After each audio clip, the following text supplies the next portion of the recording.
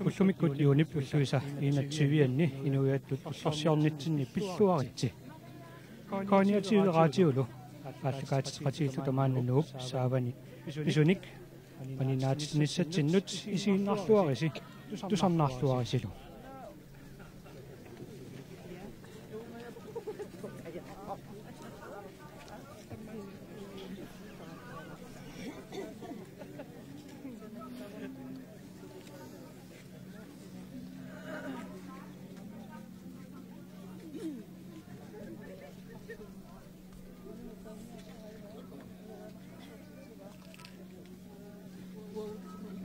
annaasisarta qaluffianut ingerlaaqatiina aasartikumaartuni tassanilu eqqumafuit eqqumafiappuara peqatiilpiit katingatillit siulliumaarmata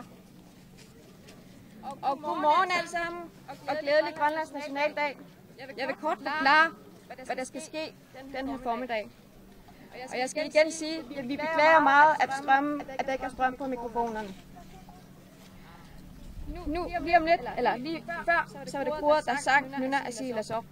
Når de har sunget, eller nu har de sunget, så lige om lidt, så skal kommunen Rafik som så holde en velkomsttale. Når borgmesteren har holdt sin tale, skal koret synge Nuna Gut, Udokrak Swanger og Vidt. Og når de har sunget, så vil Tampurkorset spille nogle sange. Og når de har sunget, så er det her, at processionen mod Domkirken begynder. Og her skal vi sige, at det er foreningen med faner, der kommer til at gå forrest. Borgmester, kommunen Rafik som så borgmester, at sige kæmpe snak til at klokken jer til.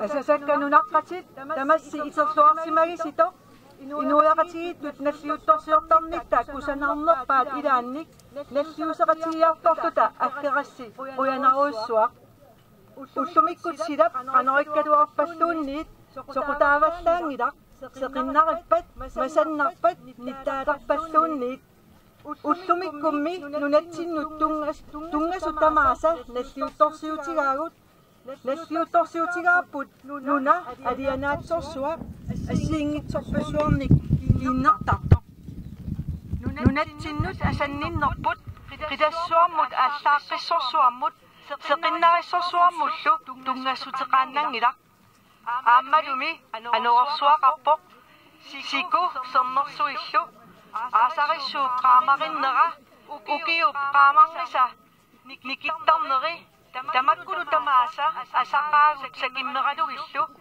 aammalu qaqqarsuatta kusanaqisut assiingitsorpassuartigut kiinnerfigaluta kusanassutsiminnik tunniuttagaat nuannaqeqaagut nunatta peqqarniitsorsuusarnera saamalluinnarlunilu sallaattarnera ummatitsigut toqqortarpagut nunarputsutigut tamatsigut uatsinnullut tunniussut tunniuttagaai nuannaqeqaagut aam nunatsinnut uyarusuurnerlunga misigeqaanga uyanaq nunagigakkit uatsinnut misigititsinernnut illiniliussisarnernullu uyanaruissuaq illerni uatsinnut sunniutiqartartut taagakkit idississaaqmaluisarsimassavassi suuttamarmik naajoqarlutillu аллиарторнери эққумиитсулиорниккут культуариккуллу ингерлаарниктинни илеққутоққагут культуариккуллу кингорну тавут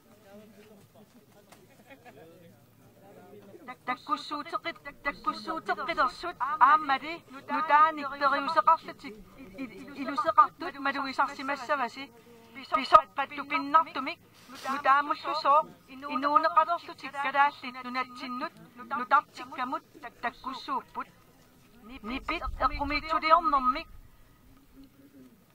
эриннерсаартутуллусоо нипилиортитсисут анерлиартуиннарпут атситуусоруйуссууллутиллу киллитсиннартуусораара нунатсинни таама инукитсигалута таама амерлатигисуник нукиттутигисуник пиккоритсигисуниллу эққумиитсулиорнэрмик сулиақартартақаратта нунарпут исииннаартитсисартеқарпоқ ассилианик эққумиитсулиортортақарпугут риперуисартоқарпугут нипилерсортартоқарпугут таассиортоқарпугут атуаккиортоқарлуталу алларпассуиллу тамармик инеқарфиннут атаасиаккаанут сорлақарлеқартуник нунарпут эққумиитсулиорнэрмик сулиақартунут анерсааккут сунниисарпоқ эққумиитсулиортутуллу пингоартитсиннаанеранник нукиммик пилерсифигисарлугит уатсинник культуори сиккеқартуарпоқ уккиорнааллугу сиккеқартуартууллуни исумақарпунга илаатиу эққумиитсулиорниккут писууссутивут таамааттуссааннаасутут исумақарфигилерсаривут таамааттуссааннаасутулли исумақарфигилингисааннартигит эққумиитсулиорнер культуурилу пааққутарисариақарпут исумаинеқарлуарлутиллу эққумиитсулиорнер таматта атаатсимооруллугу акисуссаақатигииффигиварпут акисуссааффиллу ангеқаа тассами эққумиитсулиорнер культууриллу тассаамата қиторнатсиннут ингерлатеққитассагут тамаккууппут уагут нунатут инуттут культууриккуллу тумилиорнивут нипилиорнивуллу кингуарииннут ингерлатеққиттаккагут уагорпиа налитсинни писимасут ассилинери кингорну тассиассагуллу инууптимиусиар кисиат инуусутигисиннаангила таманналу пингаартумик аама меэққанут атууппоқ меэққаттаа культуурилерин ниссаминнут писиннаатитааффеқарпут таманна уагут аалиангиусимааннассаварпут тассами таакку оқаасиисигут эққарсаатаасигуллу нунаттасиуниссаа илусилерсорнеқарумаармат нуналлунипаа нукиттунерпаа культуурилеринэрмит аама эққумиитсулиорнэрмингаанниккаюттарпоқ 1970-сиккунни сумиккут нунаттанипаатут сунниутаат эққаагиннарсинааварпут эққумиитсулиорнеруп нипаа кимиттоқаа кимеқақаа налиитсууллунилу тамаккулу аама атаатсимоорфигисарпагут тааккулу атаатсимоортилерситтарпаатигут эққумиитсулиа аттортиннартут қамууналу писуунерулерситсисартут пигивагут эққумиитсулиат апеққусиисут такорусунгисаниллу аммасумик упауаасартут уитситсисартуллу аама пигаагут эққарсаатитсинник қамангааннерсумик эққумиитсулиорнэрмут культуурилеринэрмуллу хуямасуллута уллумиккут эққарсақатигиитта инуяттут уллорсиорнерпут илуатсиллугу тааккунунгалу эққумиитсулиортортатсиннут оқарусуппунга хуянақ инуунерпут илорлеқ писуунгортиттарассиук сиуниссамуллу нериуутигисатут такорлууккатсинник кингоққиффитсинниллу эққааситтаратсигут таавалу тамана оқарусуппунга эққумиитсулиат аторлуартигит эққумиитсулиат пингоартитсигит эққумиитсулиат аммаатсигит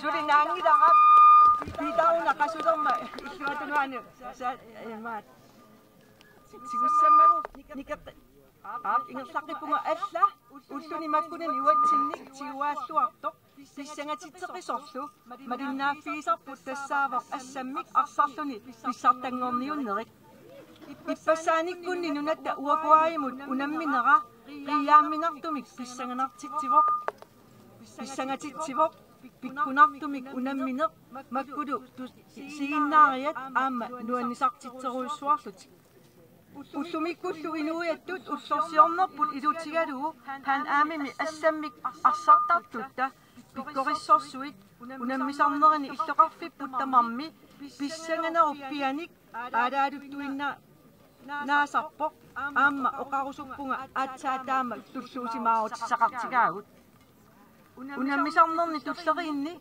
таперсорсуиллута ниллиаллута суаартартарпугут писсанганеруппианик сианиутикассагут ерфаттуиннангортиллугит тассали иллерсуигалуарнэрмик карааллит қалипаатаанник атиккерсортарпугут унаммисартугут пиккореққисут таперсорсунгаарлугит ниллиасарлута соорлулусооқ уллут унаммиффиит тамармик тассаасартут инуяттут уллорсиорфиит тамакку туллуусимаарутиеқаакка таама питсаатигисумик qaffasittigisumillu писиннаассусилинник калааллиник унаммисартоқаратта ааммали нунатут иллоқарфиттуллу ааммаарлута такутиккатсигу писуссаник ангисооруйуссуарник ааққиссугуссиллуталу ингерлаттисиннаанерпут инуппассуит пеқатааффигалугулу катерсууффигисаанник нуаннерлуиннартумиллу налиитсумик мисигисақарфигисаанник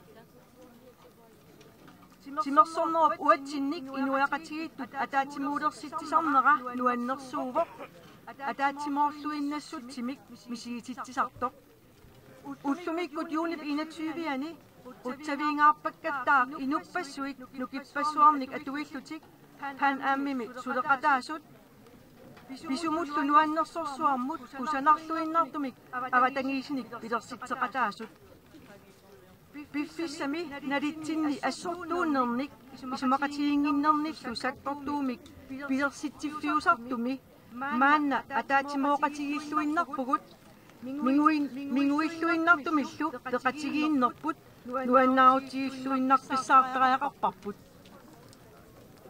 унимминиссат синнерини унаммисартугут таперсерсунгаарлугит исигиннаариартарумаарпугут таамат оқаасеқарлунга қуяффигивасси уллумиккут маанга аггерасси уллумиккут уллуми нуаннерсуми калааллит нунатсиннут асаннинниссинник таматта авитсеқатиерусуллута аалиангерниссиннут қуянаруйуссуа инуяттут уллорсиорнитсинни пиллуаритси пиллуарта уллорсиорлуарисалу наавоқ пиллуаритси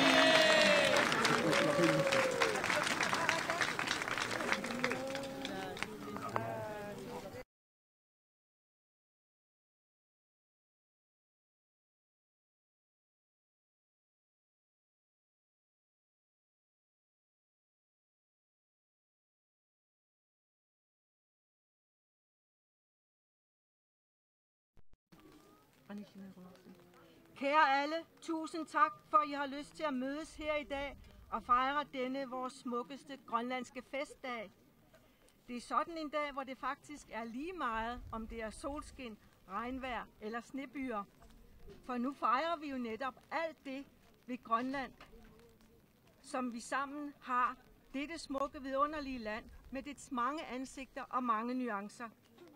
Vores kærlighed til vort land handler ikke kun om sol og blå himmel.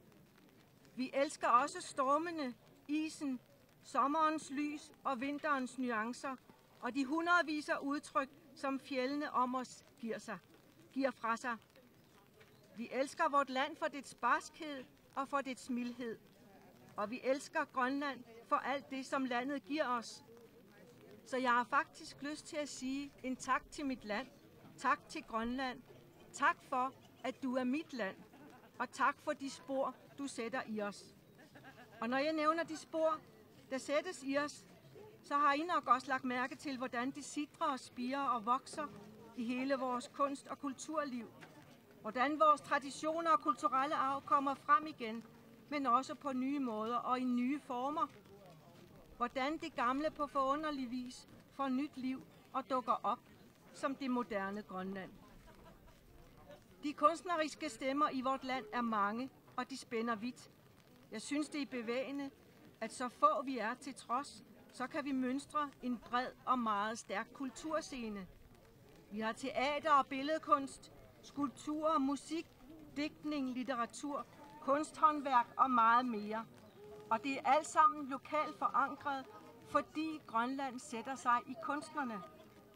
Grønland skaber og former kunstnere, og vort land er et sted, der fremmer den kunstneriske trang i mennesket.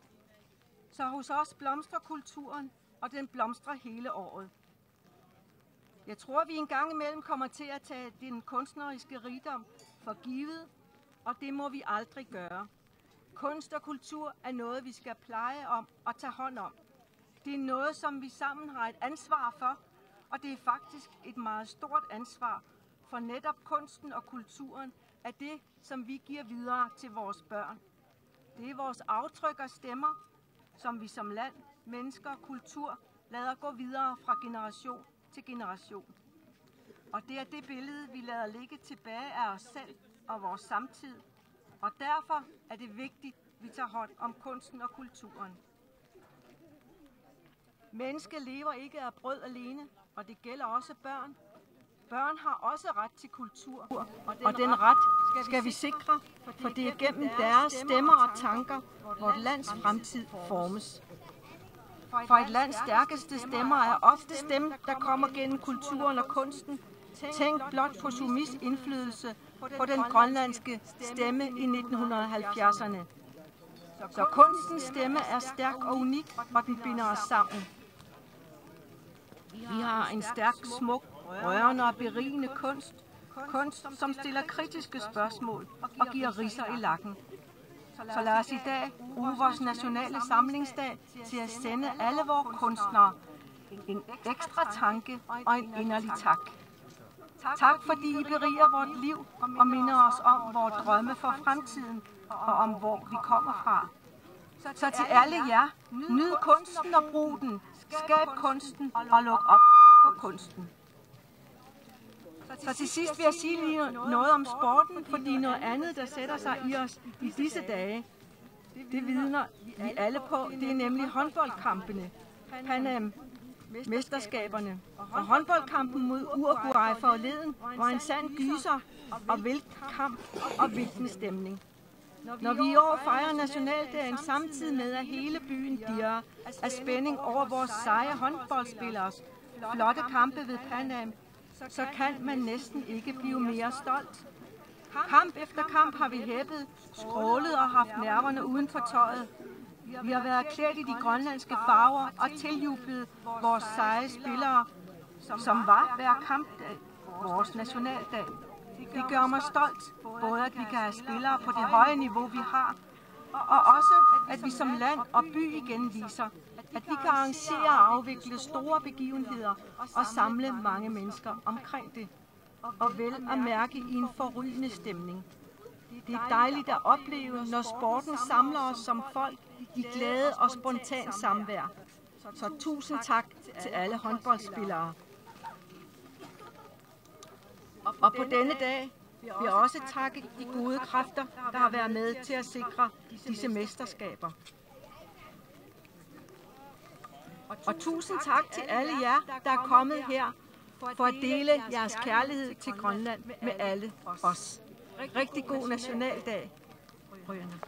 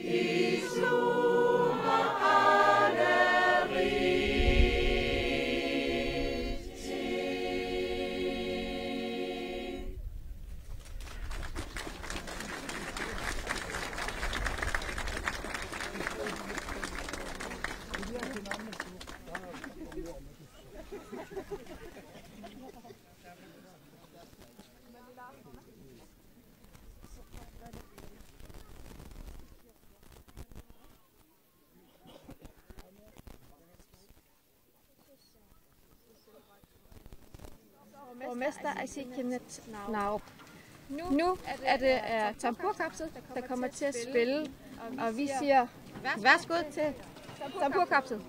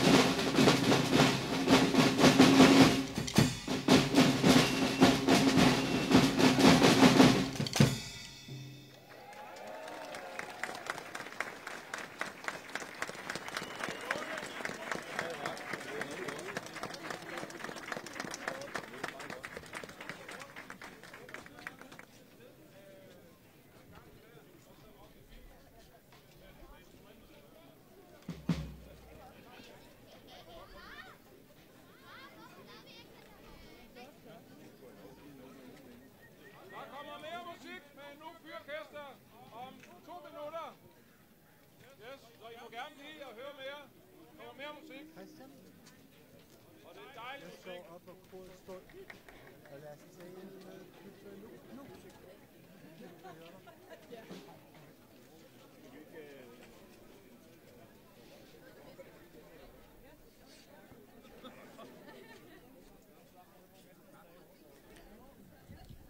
Тамаалута нуп саванит кониативе радиолу аллакаатингиннарпут амаанга наамассуарпут наннаакутақ аққанэрмут нууммикатуамит аллакаатитинарпут нагеққиссаарпут тассани намманерсуартутик оқарлуссат култориккут сулиниутеқарсумасунут нерсорнаасиуттагаа тунниунеқартоқ малиннаавииссаатсигу исигиннааққинниараси тусарнааққинниарасилу